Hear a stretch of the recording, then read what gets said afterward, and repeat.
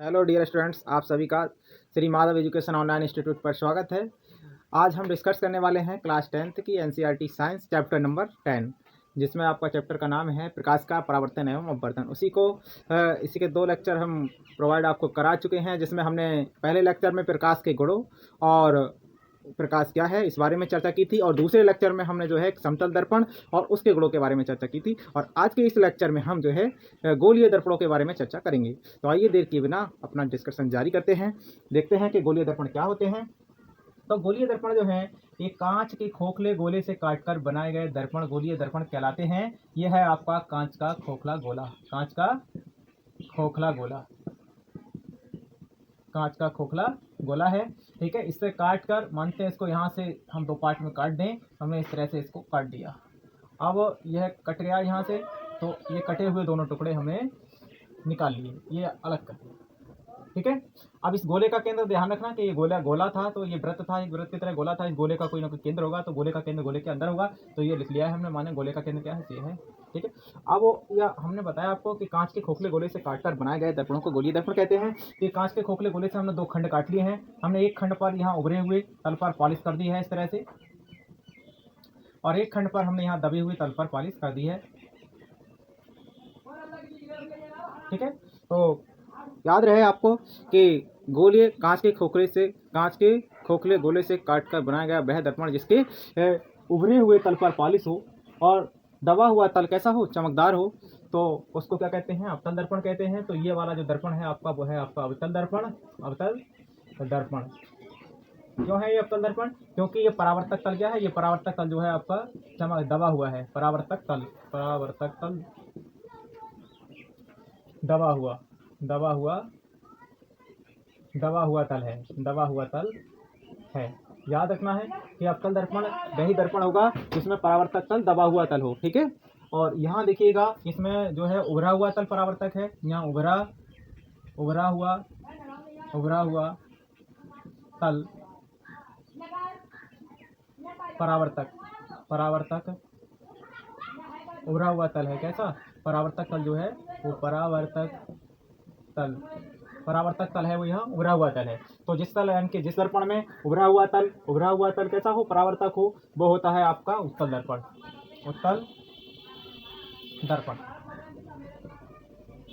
तो ये है आपका उत्तल दर्पण, यह है आपका अवतल दर्पण। तो हमने अभी क्या सीखा कि कांच के खोखले गोले को काटकर हमें केवल 2 प्रकार के दर्पण बना पाए, अर्थात एक अवतल और दूसरा उत्तल। तो जो गोलीय दर्पण होते हैं वो 2 प्रकार के होते हैं, नंबर 1 अवतल दर्पण और नंबर 2 उत्तल दर्पण। अब कोई पूछे आपसे कि अवतल दर्पण किसे कहते हैं, तो आप कह सकते हो कि वह गोलीय दर्पण जिसके दबे हुए तल से प्रकाश का परावर्तन होता है। दबे हुए तल से प्रकाश का परावर्तन होता है, अर्थात दबा हुआ तल जिसका वह गोलीय दर्पण जिसका दबा हुआ तल परावर्तक होता है, वो अवतल दर्पण कहलाता है। या आप ऐसे कह सकते हैं कि वह गोलीय दर्पण जिसका दबे हुए तल से प्रकाश का परावर्तन होता है, अवतल दर्पण कहलाता है। ऐसी उत्तल दर्पण पूछे आपसे कोई उत्तल दर्पण किसे कहते हैं, तो आप कह सकते हो कि वह गोलीय दर्पण जिसके उभरे हुए तल से प्रकाश का परावर्तन होता है या उभरा हुआ तल परावर्तक होता है, उत्तल दर्पण कहलाता है। अब दर्पणों से संबंधित कुछ परिभाषाओं की चर्चा करें तो देखिएगा, ये जो है ये जो केंद्र है इस गोले का है जिससे ये काटकर बनाए गए हैं। देखिएगा, इस गोले को पूरा कर दिया मैंने यहाँ डॉट लाइन से। तो ये जो केंद्र है वो इस गोले का केंद्र है। ठीक है, तो गोलीय दर्पण जिस कांच के खोखले गोले से काटकर बनाए जाते हैं उस गोले का केंद्र गोलीय दर्पणों का वक्रता केंद्र कहलाता है। तो यह केंद्र इन दर्पणों का क्या कहलाएगा, वक्रता केंद्र। ये केंद्र कहलाएगा आपका वक्रता केंद्र किसका, इन दर्पणों का। ठीक है, तो याद रखना है कि ये इस गोले का केंद्र जिससे ये गोलीय दर्पण काटकर बने हैं, इनका क्या कहलाएगा, वक्रता केंद्र कहलाएगा। अब ये जो परावर्तक तल है, ये परावर्तक तल जो है इस परावर्तक तल के मध्य बिंदु, ठीक है, दोनों साइड से बीच में, यहाँ से दोनों तरफ से बीचों बीच में जो बिंदु होगा वो क्या कहलाएगा, उसे कहते हैं पी से प्रदर्शित करते हैं, और ये कहलाता है दर्पण का ध्रुव। इस वाले दर्पण में यहाँ से और यहाँ तक परावर्तक तल है, दोनों साइड से बीचों बीच में जो बिंदु होगा उसे पी से प्रदर्शित करते हैं, वो कहलाता है दर्पण का ध्रुव। और दर्पण के ध्रुव तथा वक्रता केंद्र से होकर जाने वाली जो रेखा होती है वो कहलाती है दर्पणों की मुख्य अक्ष। इसे क्या कहते हैं, मुख्य अक्ष। ये दर्पणों की मुख्य अक्ष कहलाती है। ठीक है, आपको याद रखना है कि दर्पणों की मुख्य अक्ष क्या होता है। तो एक बार रिवीजन कराते हैं फिर से कि कांच के खोखले गोले से काटकर बने गए दर्पण गोलीय दर्पण कहलाते हैं, और वह गोलीय दर्पण जिसके उभरे तल से प्रकाश का परावर्तन हो जो है उत्तल दर्पण कहलाता है, तथा वह गोलीय दर्पण जिसके दबे हुए तल से प्रकाश का परावर्तन हो अवतल दर्पण कहलाता है। और गोल के उस गोले का गोलीय दर्पण जिस कांच के खोखले गोले से काटकर बने होते हैं उस गोले का केंद्र गोलीय दर्पणों का वक्रता केंद्र कहलाता है, और परावर्तक तल के मध्य बिंदु को दर्पण का ध्रुव कहते हैं। और दर्पण के ध्रुव और वक्रता केंद्र से होकर जाने वाली रेखा जो है वो दर्पणों की मुख्य अक्ष कहलाती है। ठीक है, तो यहाँ जो है पीसी इस दर्पण की क्या है, मुख्य अक्ष है, और इधर वाले की भी क्या, पीसी इस दर्पण की भी मुख्य अक्ष है। अब यहाँ बात करें मुख्य फोकस की, तो यहाँ दर्पणों की यहाँ बना लेते हैं। जैसे पहले अवतल दर्पण में बात कर रहे हैं, तो ये अवतल दर्पण है, इसके उभरे तल पर पालिश है, दवा तल परावर्तक है, तो ये आपका है अवतल दर्पण। यहाँ अवतल दर्पण में ये आपका इसका है ध्रुव, और ये गोला जो है इसका इधर को पूरा होगा इस तरह से, तो यहाँ या इस गोले का केंद्र इधर होगा, तो इस दर्पण का जो वक्रता केंद्र है वो इधर होगा। इस तरह से हम इसको मिलाएं तो क्या हो जाएगा, ये इसकी बन जाएगी मुख्य अक्ष, ये बन गई इसकी मुख्य अक्ष हो गई। अब वो हम करेंगे इसके फोकस की बात, तो इनके अवतल दर्पण में मुख्य फोकस के मुख्य अक्ष के समांतर आने वाली प्रकाश किरणें, ठीक है, जो मुख्य अक्ष के समांतर आए इस तरह से, और एक इस तरह से।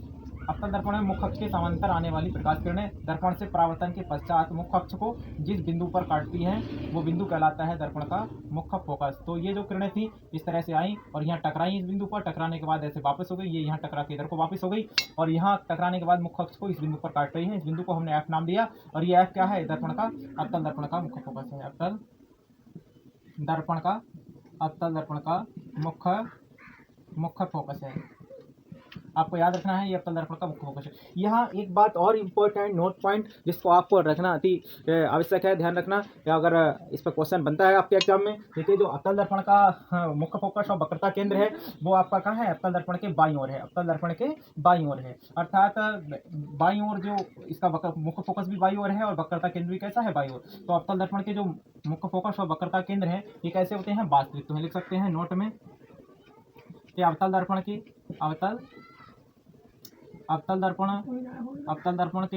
मुख्य फोकस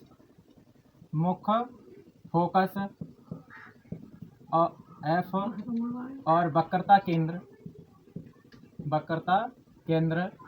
सी दोनों वास्तविक होते हैं, दोनों वास्तविक होते हैं। ये आपको याद रखना है कि अवतल दर्पण का जो है मुख्य फोकस और वक्रता केंद्र दोनों वास्तविक होते हैं, जबकि उत्तल दर्पण में ये वास्तविक नहीं होते, आभासी होते हैं। क्यों? क्योंकि देखिएगा, उत्तल दर्पण को हम यहाँ बना रहे हैं, ये बनाया हमने दर्पण, इसके दबे तल पर पालिश है। जब दबे तल पर पालिश हो गई तो ये बन गया आपका उभरा हुआ तल, बन गया परावर्तक तल, और ये परावर्तक तल का बीचों बीच में ये मध्य बिंदु क्या कहलाएगा, दर्पण का ध्रुव। और ये गोला जो है आपका इधर को पूरा होगा इस तरह से, तो ये गोला जब इधर पूरा होगा तो इस गोले का केंद्र इधर होगा, तो इसका उत्तल दर्पण का वक्रता केंद्र किधर होगा, वो भी दर्पण के किधर दाईं तरफ होगा। और यहाँ इन दोनों को मिलाने वाली जो रेखा है, दर्पण के मुख्य फोकस और वक्रता केंद्र को मिलाने वाली रेखा क्या कहलाती है, मुख्य अक्ष। तो ये बन गई आपकी इसकी मुख्य अक्ष, ये इसकी मुख्य अक्ष बन गई। अब यहाँ बात करें कि मुख्य अक्ष के समांतर आने वाली प्रकाश किरणें, तो ये आई इसके मुख्य अक्ष के समांतर एक प्रकाश किरण, और एक ये आई मुख्य अक्ष के समांतर। ये समांतर आने के बाद आप जानते हैं कि इनके दाईं तरफ से पालिश की हुई है, तो ये प्रकाश किरण पार तो जा नहीं सकती, यहाँ टकराने के बाद दर्पण से ये इस तरह से परावर्तित हो जाती है, ठीक है, और ये भी इस तरह से परावर्तित। अब परावर्तन के पश्चात ये जो है दर्पण के मुख्य अक्ष पर स्थित जिस बिंदु से आती हुई प्रतीत होती हैं उस बिंदु को कहते हैं हम दर्पण का मुख्य फोकस। तो ये देखिएगा, अगर इधर से देखें, हम इस साइड से देख रहे हैं तो हमें ऐसा लग रहा है कि ये किरणें जो हैं कहीं दर्पण के पीछे से मुख्य अक्ष पर स्थित इस बिंदु से आती हुई प्रतीत हो रही हैं, ठीक है। वास्तव में ये वहां से आ नहीं रही हैं, क्योंकि ये किरणें पार तो जा ही नहीं सकती हैं, केवल ये फैल रही हैं, इस वजह से वहाँ ऐसा प्रतीत हो रहा है कि दर्पण के पीछे किसी बिंदु से आ रही हैं, लेकिन वास्तव में ऐसे ये आती नहीं है। इसलिए ये क्या है, दर्पण जिस बिंदु से आती हुई प्रतीत होती है उस बिंदु को कहते हैं दर्पण का मुख्य फोकस, जैसे कैसे एफ से प्रदर्शित करते हैं। और इस गोले का, ये गोला इधर को पूरा हो रहा था, तो इसका केंद्र क्या है, इस दर्पण का उत्तल दर्पण का वक्रता केंद्र है। आप यहाँ देख पा रहे हैं अच्छी तरह से कि इसका उत्तल दर्पण का मुख्य फोकस और वक्रता केंद्र दोनों ही क्या हैं, दाईं ओर हैं, दोनों ही दर्पण के दाईं ओर हैं। और दर्पण के दाईं ओर हैं, इस वजह से ये कैसे हैं, वास्तविक नहीं बल्कि आभासी हैं। तो यहाँ आप इसका नंबर 2 में नोट पॉइंट में लिख सकते हो कि उत्तल दर्पण के मुख्य फोकस एफ मुख्य फोकस एफ और वक्रता केंद्र सी दोनों आभासी होते हैं, आभासी होते हैं। ठीक है, तो ये रही आज का डिस्कशन। आज हमने जो डिस्कस किया उसको एक बार दोहरा देते हैं कि हमने आज ये सीखा कि गोलीय दर्पण क्या होते हैं। तो गोलीय दर्पण कांच के खोखले गोले से काटकर बनाए गए दर्पण गोलीय दर्पण कहलाते हैं। ये दो प्रकार के होते हैं, अवतल दर्पण और उत्तल दर्पण। अवतल दर्पण किसे कहते हैं? वह गोलीय दर्पण जिसके ऊपरी तल पर पालिश की गई हो और दबे तल से प्रकाश का परावर्तन हो, अवतल दर्पण कहलाता है। वह गोलीय दर्पण जिसके दबे तल पर पालिश की गई हो और उभरे तल से प्रकाश का परावर्तन हो तो उत्तल दर्पण कहलाता है। हमने बात करी थी इसके परावर्तक तल की, तो दर्पण के परावर्तक जिस है कि वह तल जिससे प्रकाश का परावर्तन होता है परावर्तक तल कहलाता है। और परावर्तक तल का मध्यबिंदु दर्पण का ध्रुव कहलाता है, देखिएगा।